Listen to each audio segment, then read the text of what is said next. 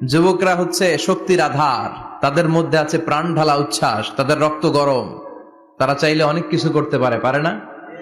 কোটা বিরোধী আন্দোলন করতে পারে, তারা নিরাপদ সড়ক চাই আন্দোলন করতে পারে, তারা দুর্নীতিমুক্ত বাংলাদেশ গড়ার প্রত্যয় নিতে পারে। চিল্লায় বলেন ঠিক কিনা? এজন্য যুবকরা যদি জাগে, ভালো থাকবে বাংলাদেশ। যুবকরা যদি ইসলামের পক্ষে কাজ করে, বাংলাদেশটার রহমত আর বরকত দিয়ে সমৃদ্ধ করে দিবে কে? আল্লাহ। এজন্য যুবক ভাইয়েরা যারা আছে, তোমাদের এই সময়টা অনেক দামি সময়। কিয়ামতের দিন 7 শ্রেণীর লোককে আল্লাহ তাআলা তার আরশের নিচে ছায়া দিবে। এর মধ্যে এক শ্রেণীর মানুষ হচ্ছে শাবুন নাশাআ ফি ইবাদাতিল্লাহ, ওই যুবক যারা ইবাদতে সময় কাটিয়েছে, যারা তাদের অবসর সময়টা হিন্দি সিনেমা দেখে নাই, জি বাংলা দেখে নাই, স্টার জলসা দেখে নাই, রূপবানে নাচে কোমর দুলায়া এগুলা দেখে নাই, তারা তাদের সময়টা আল্লাহর ইবাদতে কাজে লাগিয়েছে। ওই যুবকদেরকে কিয়ামতের ময়দানে আরশের নিচে ছায়া দিবে কে? আল্লাহ। অনেক যুবক আসছে আজকে, আলহামদুলিল্লাহ। আমাদের এই সময়টা ইসলামের পক্ষে কাজে লাগাতে হবে। রাজি আছো তো? সবাই রাজি আছো? কিন্তু দুর্ভাগ্যজনক হলেও সত্য, বাংলাদেশে যুবকদের চরিত্র নষ্ট করার জন্য, তাদের এইম নষ্ট করে দেওয়ার জন্য, তাদের ক্যারিয়ার গুলো নষ্ট করে দেওয়ার জন্য যা যা দরকার তার সব কিছুর বন্দোবস্ত বাংলাদেশে আছে না নাই? তাদের নৈতিক অবক্ষয়ের জন্য সবচেয়ে ভয়ঙ্করতম জিনিস হচ্ছে মাদক। বাংলাদেশে এটা নাই? হ্যাঁ আছে। এই মাদকের সাথে মুসলমানের কোনো সম্পর্ক থাকতে পারে? সিগারেটের সাথে মুসলমানের কোনো সম্পর্ক থাকতে পারে? সিগারেটের অভ্যাস আমাদের নাই তো? হ্যাঁ, এটা কিন্তু জাহান্নামের খাবার। খেয়াল রাখবেন, সুগন্ধি, সুগন্ধি, this is the sign of paradise. সুঘ্রাণ, এটা হচ্ছে জান্নাতের আলামত, আর ধোঁয়া এটা জাহান্নামের আলামত। কথা কন? ধোঁয়া কিসের আলামত? আগুন জ্বালাইলে কি ওঠে? ধোঁয়া ওঠে। সিগারেট খেলে কি ওঠে? পৃথিবীতে এই একটা মাত্র খাবার আছে যেটা টয়লেটে বসে খাওয়া যায়। কথা বলেন, খাওয়া যায় না? টয়লেটে বসে খায়। আর পৃথিবীতে এই একটা মাত্র খাবার, পণ্য, যেই পণ্যের উপরে লেখা থাকে সংবিধিবদ্ধ সতর্কীকরণ, স্মোকিং কজেস ক্যান্সার, ধূমপান কর্কট রোগের কারণ, মানে ক্যান্সার রোগের কারণ। তার মানে এই পণ্যটা খেলে ক্যান্সার হয়। পৃথিবীতে আর কোন পণ্যের গায়ে এরকম লেখা থাকে না যে এটা খাইলে এই রোগ হয়। ফর এন এক্সাম্পল, বাজারে এক বিস্কুট আসছে। কি আসছে? এই বিস্কিটের গায়ে লেখা, এই বিস্কিট যদি কোনো বাচ্চা খায়, ওই বাচ্চা ডায়রিয়াতে মারা যাবে, উপরে লেখা। কিনবেন? কথা বলেন, কি বলবেন? তোর বিস্কুট তুই খা, তোর বলা মরুক। কথা বলেন। কিন্তু সিগারেট এমন একটা পণ্য যেটার গায়ে লেখা থাকে যে এটা খেলে মানুষ মরে, তারপরও মানুষ খায়। সিগারেট হয় টোবাকো প্ল্যান্টস থেকে, তামাক পাতা থেকে। কোত্থেকে? তামাকের চাষ টাস কমে গেছে না? এটাতে আবার বেড়া টেরা দেওয়া লাগে না, কারণ ছাগলও মুখ দেয় না। কথা বলেন। তো যেটাতে ছাগলও মুখ দেয় না, এটা কি মুমিন বান্দা মুখ দিতে পারে? জোরে বলেন। এই ধোয়ার কারণে আপনার লাংস শেষ হয়ে যাবে। লাং যেটা দিয়েছে আল্লাহ, ফুসফুস, এটা শেষ। এটার ভেতরে একটা পয়জন আছে, নিকোটিন। কি বলে? এই নিকোটিন আপনাকে শেষ করে দিবে। প্রতি বছর গোটা বিশ্বে এই নিকোটিনের কারণে হাজার হাজার মানুষ মরে যারা স্মোকিং করে। এজন্য স্মোকিং এর সাথে আমাদের কোনো সম্পর্ক থাকতে পারে না। তো স্মোকিং তো অনেক পাতলা বিষয়। এখন স্মোকিং কে ছাড়িয়ে ইয়াবা, গাঞ্জা, মারিজুয়ানা, ফেন্সিডিল এগুলো আছে না নাই? এই যে কি একটা আসলো ইয়াবা, এটা পেঁয়াজের ভিতরেও পাওয়া যায়। মানে পেঁয়াজ ভেঙে এটার ভিতরে ইয়াবা নিয়ে আসে, আলু কাইটা ভিতরে ইয়াবা নিয়ে আসে, লাউয়ের ভিতরে ইয়াবা বইরা নিয়ে আসে। দেখা যায় লাউ কেটে দেখা যায় ইয়াবা আছে না নাই? এই ইয়াবা এতদিন ছিল ইউনিভার্সিটি লেভেলের ছেলেরা খেত, নেমে আসলো কলেজে, হাই স্কুলে, এখন প্রাইমারির ছেলেদের মধ্যেও ইয়াবা ঢুকছে। দেশ কোন ভয়ঙ্কর অবস্থায় দাঁড়িয়ে আছে, হুঁশ নাই আমাদের। সামনে নির্বাচন, তো এখন খালি আমার ভাই তোমার ভাই আছে না নাই? খবরদার, যোগ্য, সৎ, ইসলামপন্থী লোক দেখে আমরা নির্বাচনে ভোট দিব। চিল্লায় বলেন ঠিক কিনা? আমরা দলাদলি বুঝি না, বিএনপি, আওয়ামী লীগ, জামাত ইসলাম, জাতীয় পার্টি কিচ্ছু বুঝি না। যে এলাকায় ইসলামপন্থী লোক থাকবে, আল্লাহ ভীরু, খোদা ভীরু, জনগণকে ভালোবাসে, মাটিও মানুষের নেতা, এরকম দেখে আমরা ভোট দিব। রাজি আছেন তো? কারণ ভোট কিন্তু আমানত। আমানতের ব্যাপারে জিজ্ঞেস করবে কে? আল্লাহ। কথা কন। এজন্য আমার ভোট আমি দেব, যারে খুশি তারে দেব না। আমার ভোট আমি দেব ইসলামপন্থী দেখে দেখে যোগ্য প্রার্থীকে দেব। চিৎকার করে বলেন ঠিক কিনা? আল্লাহ আমাদেরকে বোঝার তৌফিক দান করুক। তো যে যুবকেরা এবাদতে রাত কাটাবে, হ্যাঁ, এবাদত করে করে রাতের আধারে যারা সেজদাতে রয়, আমরা গানে শুনি যে চোখের পানি দিয়ে যেখানে ঝড় উঠবে যে যুবকদের, সেই যুবকেরা এখন ইয়াবা নিয়ে ব্যস্ত, মারিজুয়ানা নিয়ে ব্যস্ত, ফেন্সিডিল নিয়ে ব্যস্ত। এজন্য এলাকাতে এই ফেন্সিডিলের ব্যবসা, ইয়াবার ব্যবসা, এগুলোকে সংঘবদ্ধ হতে দিবেন না। জনপ্রতিনিধি কেউ আসছেন কিনা জানি না মঞ্চে, আমি জানি না, এটা আপনাদের দায়িত্ব। আপনারা এলাকার গণ্যমান্য ব্যক্তিবর্গদেরকে নিয়ে ওদের যে স্ট্রং একটা সিন্ডিকেট আছে এটারে ভেঙে দেন, এলাকাটারে সুন্দর করেন, যুবকগুলোরে আল্লাহওয়ালা হতে সাহায্য করেন, ঠিক কিনা? তাহলে যুবকদের চরিত্র ধ্বংসের ক্ষেত্রে সবচেয়ে বড় হাতিয়ার হচ্ছে এই মাদক। নাম্বার 2, সেটা হচ্ছে পর্নোগ্রাফি। এখন হাতে হাতে মোবাইল আছে না নাই? এই যে এটা একটা সিনেমা হল, এটার নাম কি? কথা কন। যত সিনেমা আছে সব ঢুকানো যায়, আবার মাহফিলে ঢুকানো যায়। The choice is yours, the decision is yours. তুমি জান্নাতে যাবা না জাহান্নামের লাকড়ি হবা, সিদ্ধান্ত তোমার। এগুলোর ভিতরে এখন ব্লু ফিল্ম পাওয়া যায়, ইন্ডিয়ান নায়িকাদের নেকেড সিনারি পাওয়া যায়, যায় না? কথা কন। যুবক ভাইরা, এগুলো থেকে তোমাদের বেঁচে থাকতে হবে।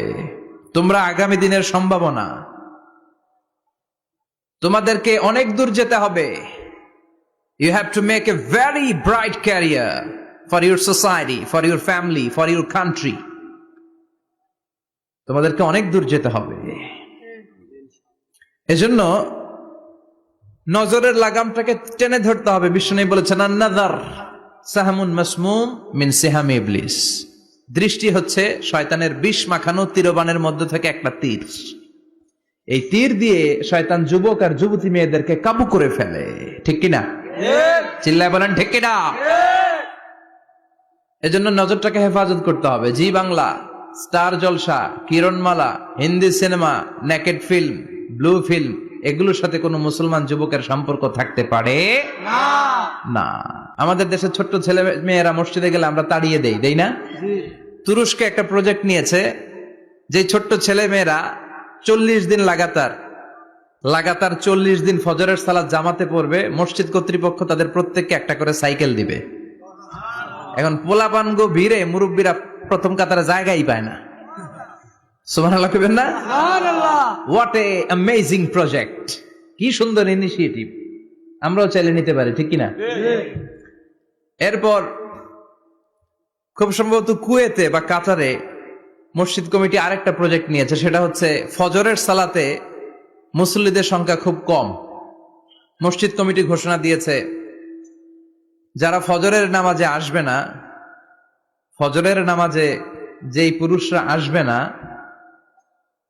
অর্থাৎ তাদের স্ত্রীরা তাদেরকে ফজরের সময় ডেকে দেয় না, এজন্য মসজিদের ফান্ডিং এ, মসজিদের টাকা দিয়ে ওই পুরুষগুলোকে দ্বিতীয় বিবাহের ব্যবস্থা করে দেয়া হবে।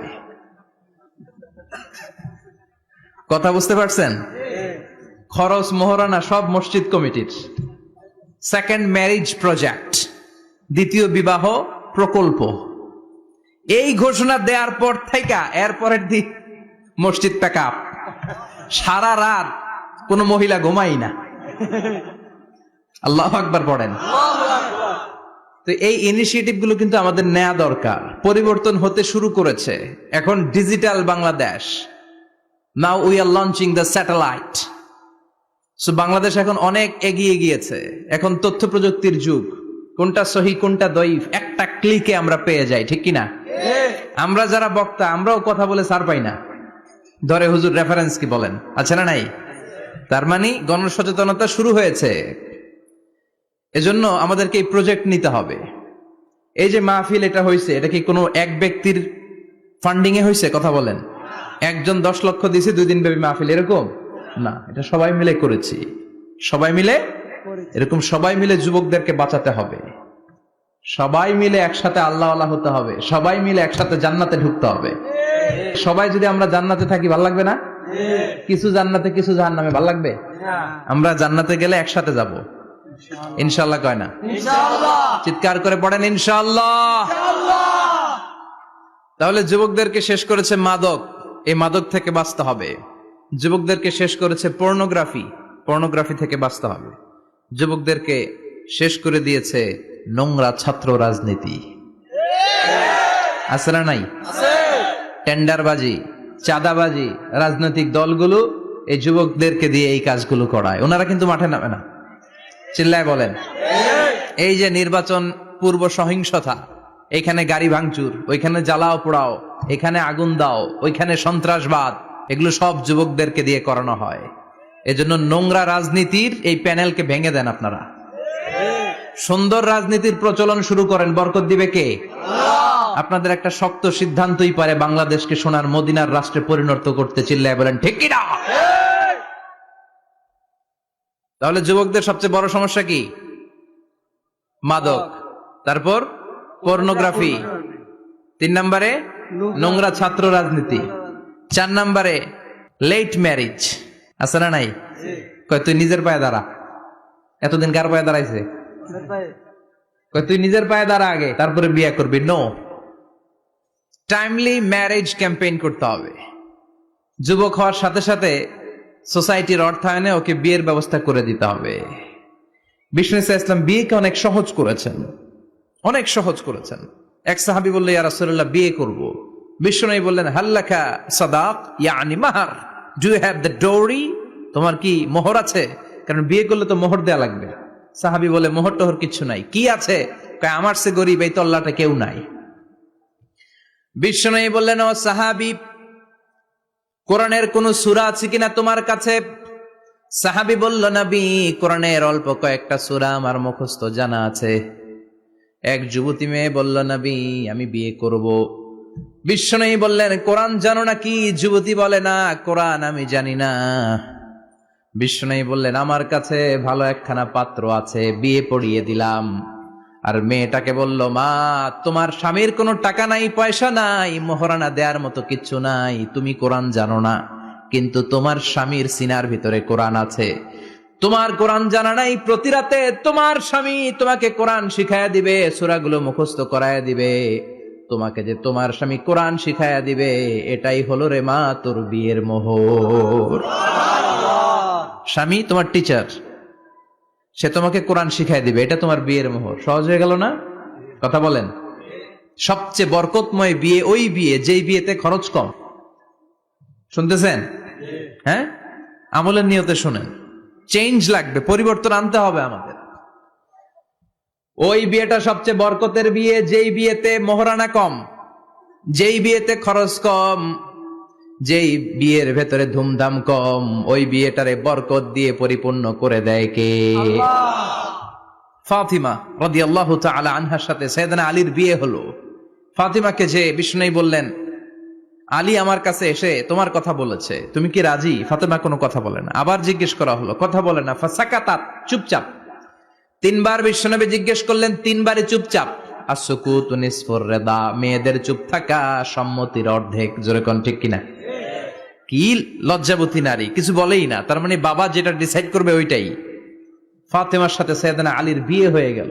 সামান্য কিছু কাপড় পেয়েছেন, সামান্য কিছু দিরহাম পেয়েছেন, সামান্য কিছু মোহরানার বিনিময়ে বিশ্বনবীর কন্যা সাইয়্যিদাতু নিসাই আহলিল জান্নাহ, সব নারীদের সর্দারিনী, যে ফাতেমা জান্নাতের দরজার ভেতরে ধাক্কা না দিলে কোনো নারী জান্নাতে প্রবেশ করতে পারবে না। সামান্য কিছু মোহরানার বিনিময়ে বিয়ে হয়ে গিয়েছে। কোন সুবহানাল্লাহ। এজন্য বিয়েটারে সহজ করার দরকার আছে না নাই? রাজি আছেন তো? বিয়েটাকে সহজ করতে হবে। এরপরে আরেকটা সমস্যা হচ্ছে বিবাহ বহির্ভূত সম্পর্ক। এটাও যুবকদের মধ্যে এখন মহামারী আকার ধারণ করেছে। এখন গার্লফ্রেন্ড বয়ফ্রেন্ড আছে না নাই? সংক্ষেপে এগুলোর কি কয়? জিএফ, জিএফ আর বিএফ। গার্লফ্রেন্ড আছে কার কার দেখি? হ্যাঁ, ওই যে একটা হাত তুলছে। ওরে নোবেল প্রাইজ দেওয়া দরকার। যুবক ভাইয়েরা, এগুলো থেকে বেঁচে থাকতে হবে। তোমাদের এই উচ্ছ্বাস, তোমাদের এই শক্তি ইসলামের পক্ষে কাজে লাগাতে হবে। তাহলেই ওয়াশাবুন নাশা ফি ইবাদাতিল্লাহ